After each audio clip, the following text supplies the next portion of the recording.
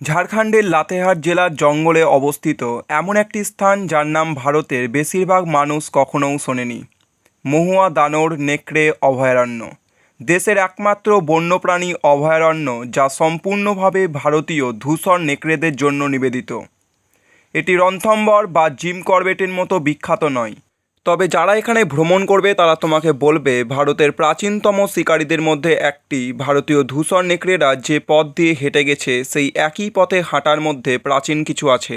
ভারতীয় ধূসর নেকড়ে ছোট, পাতলা, ছোট লোম এবং বড় পা সহ এটি ভারতের অভ্যন্তরের শুষ্ক তৃণভূমি এবং খোলা বনের সাথে খাপ খাইয়ে নেয়।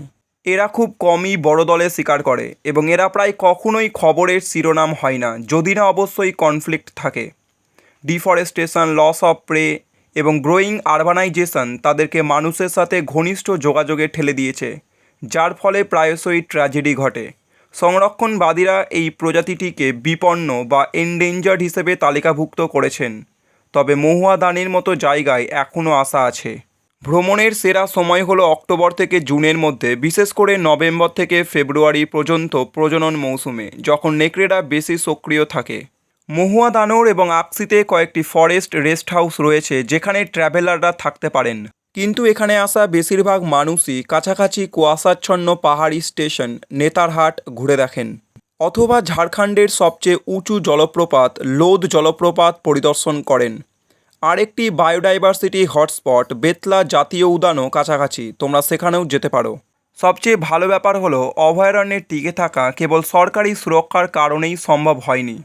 স্থানীয় উপজাতি সম্প্রদায়গুলি যারা ভূমির কাছাকাছি বাস করে এবং প্রকৃতির প্রতি গভীর শ্রদ্ধা রাখে, তারা নীরবে নেকড়েদের সংরক্ষণে ভূমিকা পালন করেছে। Down to earths nature's scientific report অনুসারে নেকড়েরা ব্রিডিং টাইমে যখন গর্ত তৈরি করে সেই সময় নির্দিষ্ট বনাঞ্চলে প্রবেশ না করা বা শালের মতো গাছ না কাটার মতো ঐতিহ্যবাহী অভ্যাসগুলি নেকড়েদের বংশবৃদ্ধির জন্য নিরাপদ আবাসস্থল তৈরি করেছে।